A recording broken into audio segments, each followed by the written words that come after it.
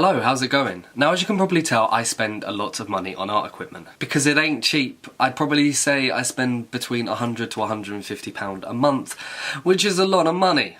So, I thought I'd set myself a bit of a challenge and I'd give myself a spending limit of £5.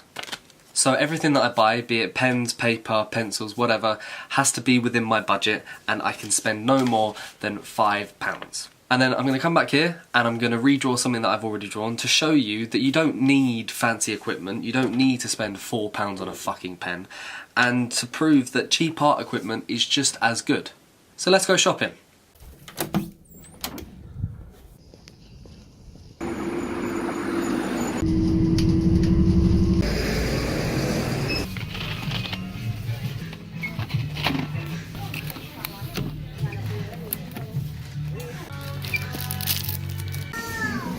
Right, so I just got back, and to prove to you that all I spent was a £5, here is my receipt, if it wants to focus. So, let me show you what I got. Now, I didn't really want to waste any money getting sharpeners and rubbers and sort of stuff like that, so I ended up getting just some mechanical pencils, because obviously I've got rubbers on the ends, and I don't have to worry about sharpening them. Pen-wise, all I just got was just some bog-standard ballpoint pens.